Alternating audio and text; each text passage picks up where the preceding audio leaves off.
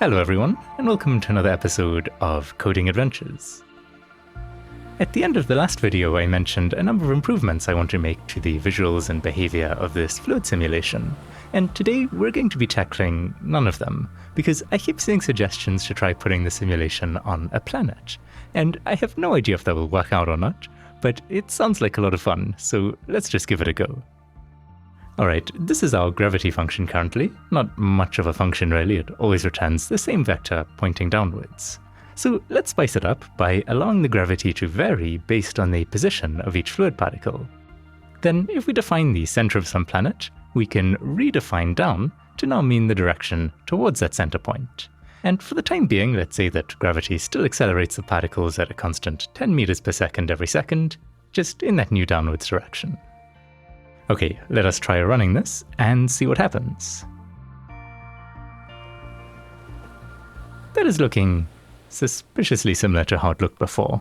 Hang on, I think I forgot to save the file. Alright, here we go. So we have our fluid moving around in a massive mound in the middle, which looks interesting for sure, but while we have allowed the direction of gravity to change, we still need to allow its strength to change as well.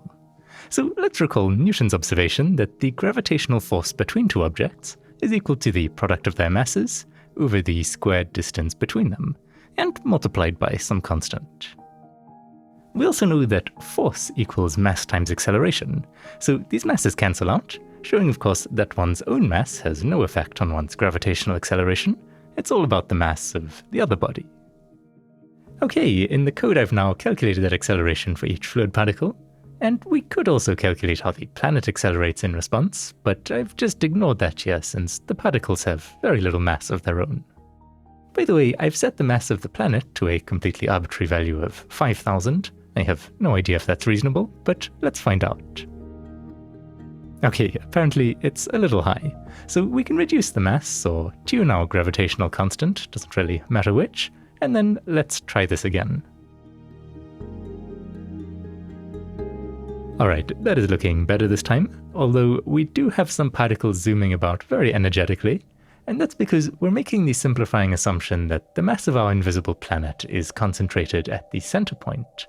But since there's no surface for the fluid to collide with yet, some particles pass by very close to the center, where the acceleration is of course enormous, and so between one frame and another they're flung off into the distance.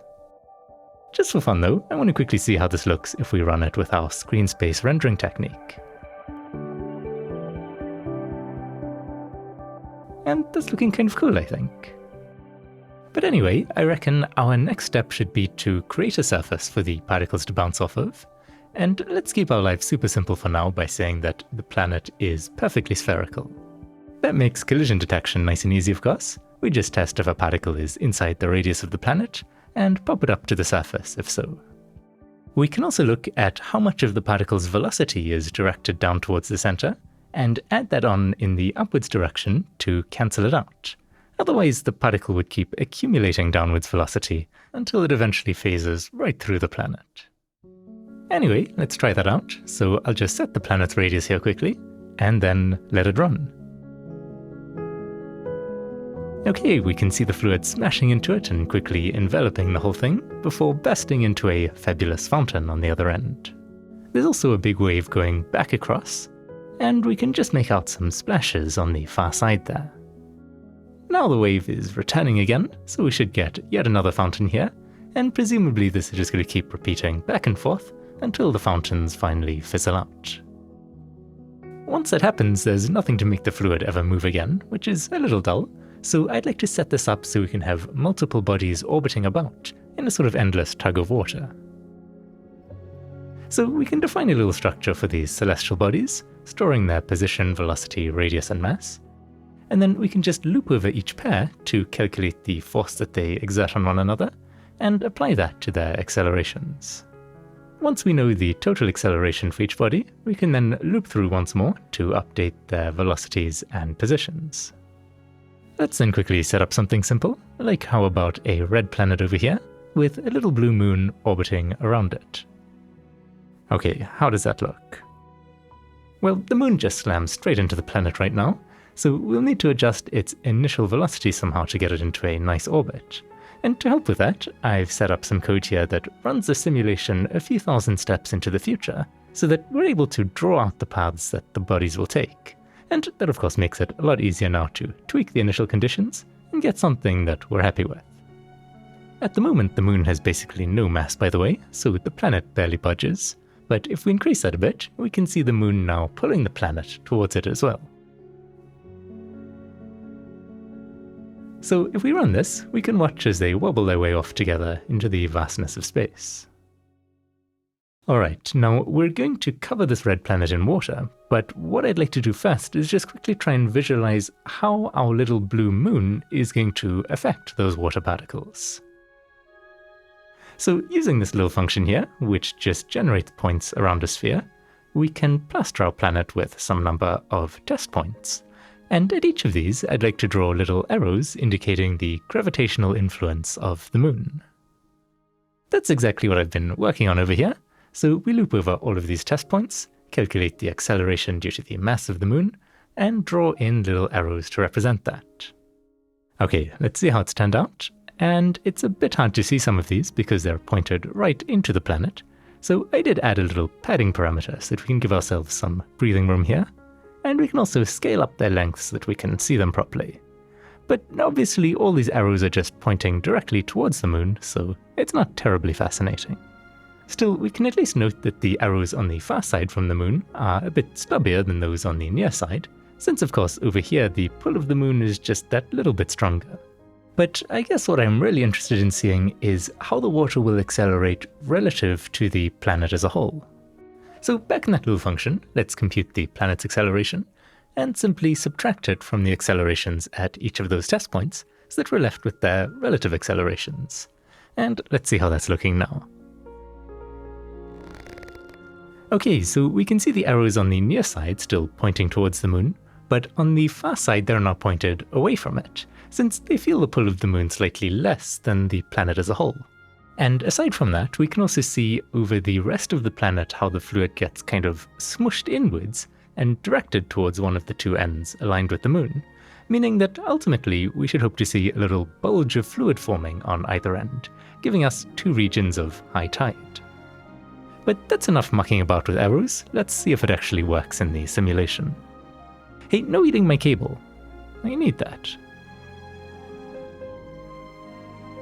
Alright, now currently we're spawning the fluid in as a big cube of particles, which does look quite dramatic as we've seen, but it takes quite a while to settle down, which I don't want to have to wait for every time we run the simulation. So I guess a decent solution is to just spawn the particles in a sort of shell around the planet instead. By the way, this is about 2.2 million particles we're looking at here, which I hope will cover our tiny planet deeply enough that we can actually see some tidal effects, because I'm not sure my computer can handle much more than this. Anyway, for this new spawn setup, I've just reused that function for generating points around a sphere, and randomly scaled each of those vectors to have their magnitude be within a minimum and maximum spawn radius. So let's just define those values quickly. And then we can spawn in our fluid shell. And that is certainly settling down far less theatrically. Alright, with that done, I'll turn on the moon, and then let's run this again and see if we can spot any tides.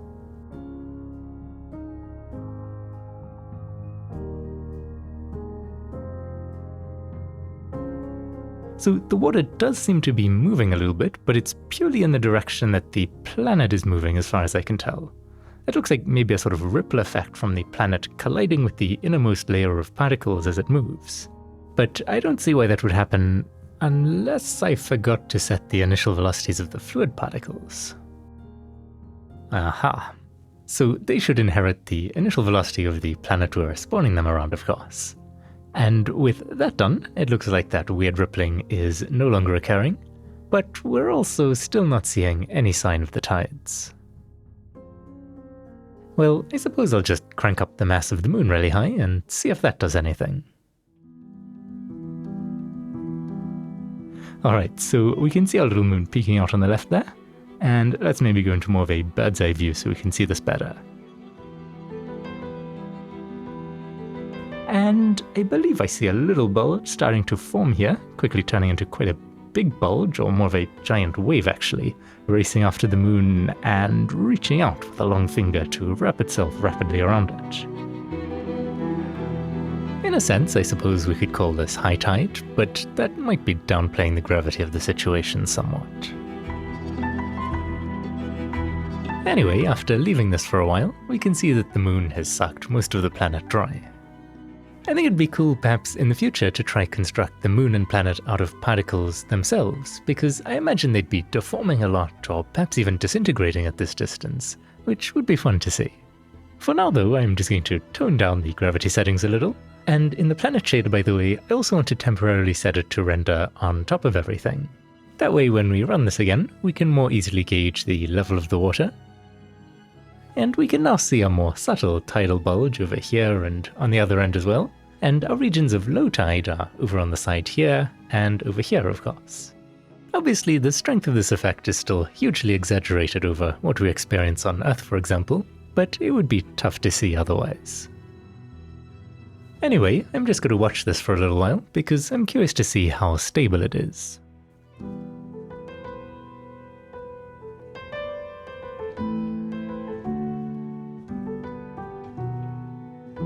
Okay, I am noticing these bulges growing rather suspiciously over time. I'm not quite sure why that's happening. It might be an issue with the fluid simulation of course, or maybe this moon is still simply too massive, and it's just slowly but surely whipping the water up into a bit of a frenzy, until eventually it can't hang on anymore, and it starts to spray out into space.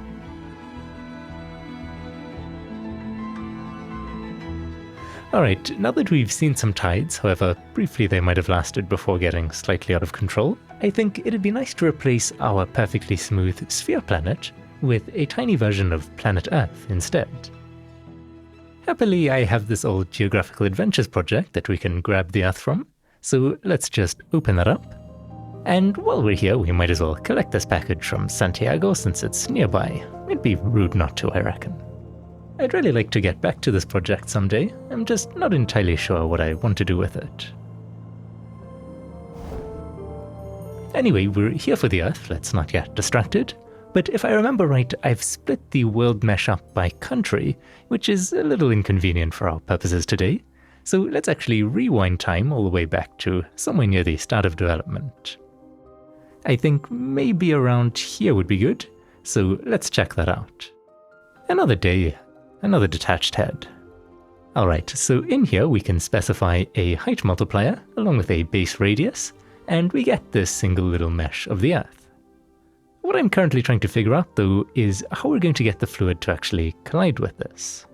I think the best approach might be to generate a signed distance field from the mesh, and I don't actually know how to do that efficiently, but doing things inefficiently, well, that's my specialty. So what I'm thinking is that to approximate the distance to the mesh at any point in space, we can simply shoot out loads of rays in all directions and keep track of the closest intersection. This way we'll also know when we're inside the mesh, based on whether we're hitting the front or back side of the triangle, in which case we just negate the distance value to indicate that. By the way, I'm borrowing the BV8 structure that we implemented in the ray tracing project for handling the intersection queries here, so that we don't have to test the rays against every single triangle in the mesh. That would be too painfully slow. Alright, let's try this out. So we can increase the number of rays until we're content with the accuracy of the estimate, and I think somewhere around 500 is probably reasonable for our purposes. Okay, this seems to be working, so we now want to run this process for all points in a 3D volume around the mesh, let's say with a resolution of 70 cubed maybe, and write the distance values to disk, so that we can just load them up in the future, since I imagine it's going to be a pretty slow process. And indeed, it's taken a few minutes to compute, but now we have a big file with all the answers in it. So at runtime, we can just read those values in, of course, and I have a little compute shader that then moves them into a three-dimensional texture, since that's going to be the most convenient for actually sampling the values in the simulation. Just to quickly verify that this has all worked correctly though, let's hand the volume texture over to that little SDF ray matcher we wrote in the fluid rendering video, and see what that looks like. And okay, that is looking pretty good out of the box. The only thing I'm not happy with is these strange little floaty bits hanging around in the sky. My best guess for what's happening there is that when we're shooting rays out at the mesh, if the nearest triangle happens to be almost exactly parallel to the direction of the ray, there could be some precision errors where it thinks it's hitting the backside, for instance, when in fact it should be hitting the front side. To try to get around that, I've just tweaked the raycasting code slightly to now count up the total number of triangles that we hit the front or back of, so that instead of relying on a single value, we can do a majority vote to decide whether we're inside or outside the mesh.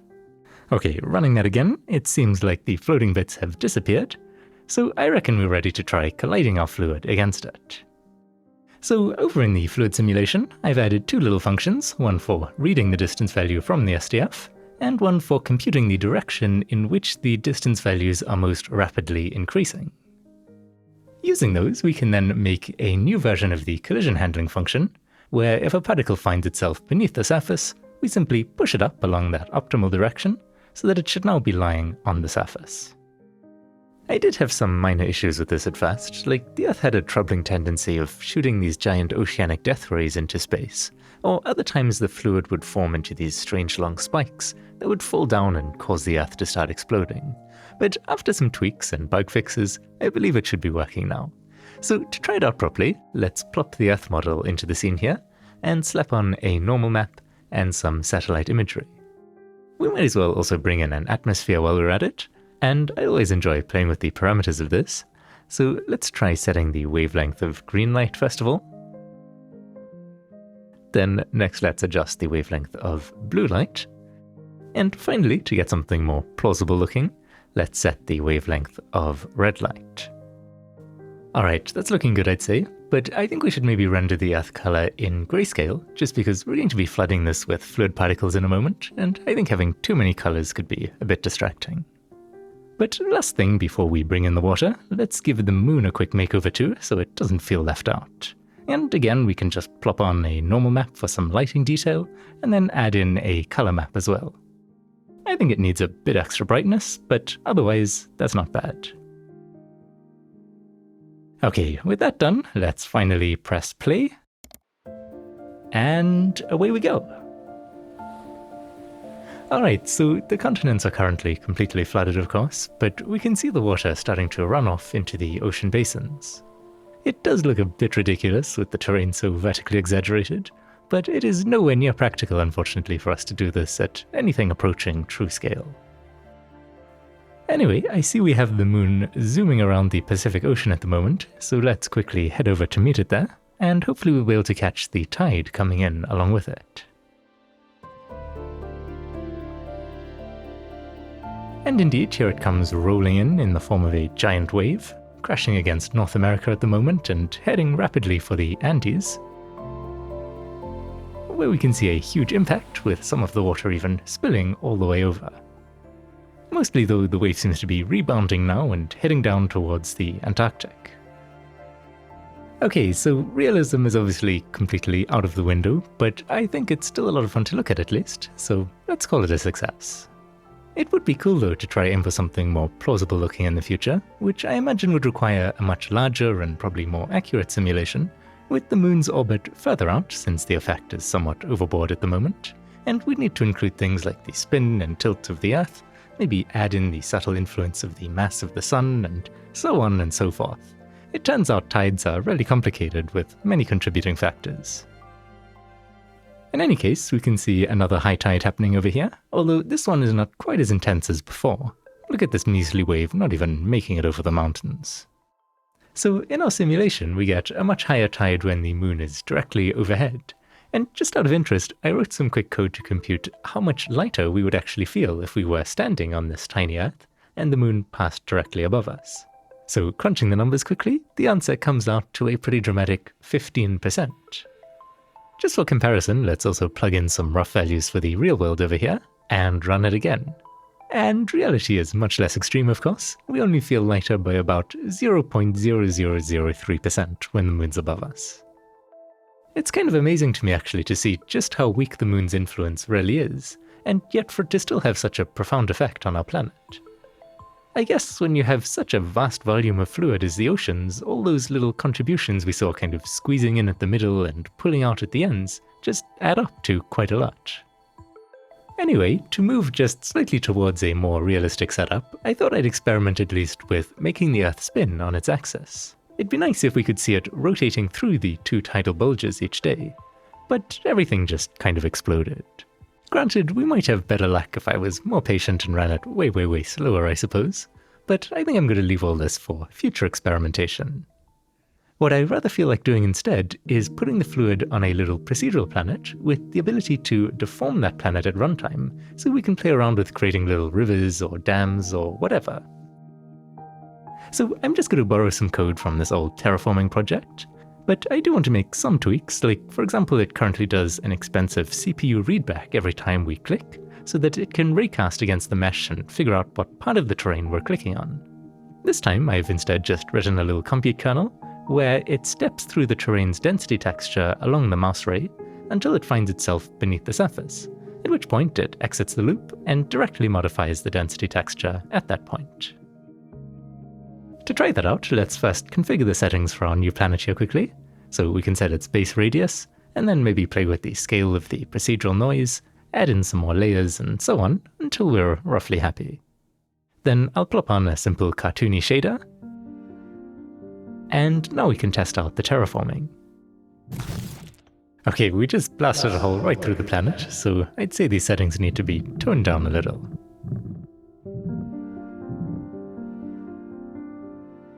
So I'll make some tweaks over here, and that is certainly a lot easier to work with now. Alright, with this setup, let's spawn in some water. I'm happy to see the collisions are working. I was worried they might not, since the terrain density texture isn't really the same as a distance field, but close enough in this case it seems. Okay, let's try our hand at some more terraforming here. Perhaps we can take this little lake and connect it down to this sort of larger basin below. So let's just carve out a little path, and off the fluid flows. That's pretty satisfying actually, so let's maybe carve in a secondary path for the water to take over here. Come on, this way, and let's see if we can get this other puddle of water contributing as well. Alright, there we go, that's pretty nice.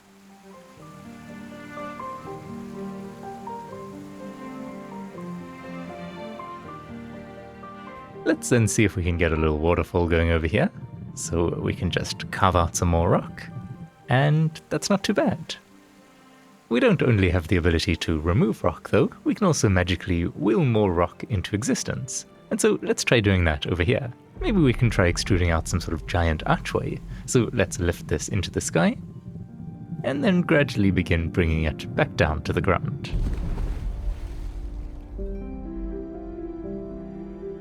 I like the big splash that made, so let's quickly just make one more over here. Okay, I think the last thing I want to try is digging a hole. So let's dig down for a while. And then I want to extend out a little tunnel some ways under the ocean, or whatever we want to call it. And then finally let's dig down through the ocean bed to connect with that. And we can watch as the water drains away and comes rushing in over here. This is pretty fun to play around with, so I might work on it some more in the future, but for today, let's end with something a bit more chaotic. So far we've only dealt with 2-body systems, but 3-body systems, or higher of course, are notoriously finicky, with small changes to the starting conditions often resulting in quite drastic changes to the trajectories. It takes a good deal of fiddling with the settings to get something where the bodies don't crash into one another too soon, but also don't get flung too far apart, because that's a bit boring of course. But here's what I've ended up with after a few minutes of randomly messing about. I think it'd be nice if we could actually freeze one of these bodies in place, so we can see how the other two are moving in relation to it. So in the gravity simulation, I've set it up so we can choose which body is our main body, and that just means that any acceleration that it experiences will be subtracted from all the bodies. And so obviously that main body then remains motionless. I have also set it up to subtract that same acceleration from the fluid particles, by the way, so that they still behave correctly in whichever reference frame we choose. Alright, let's have a look at that quickly. So here are the paths relative to the universe, I suppose, as we've seen already. Then here they are relative to the little purple planet, and relative to the yellow planet, and finally relative to the red planet. Okay, let's set up a fluid spawner here. And then press play. It is a little slow though, so I've sped it up to around 10 times the original speed. And we can see some interesting little waves being formed already.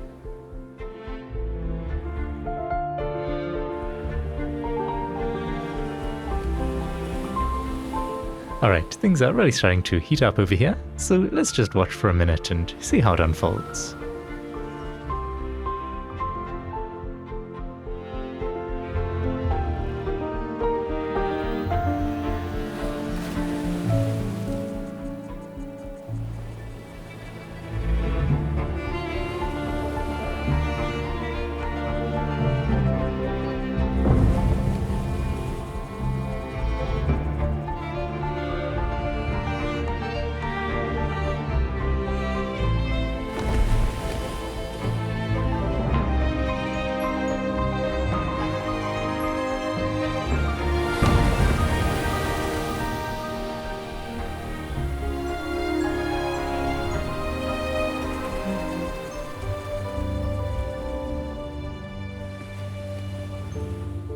Okay, I have no idea what the video compression will have done to this, but from my end at least, it was fun to watch.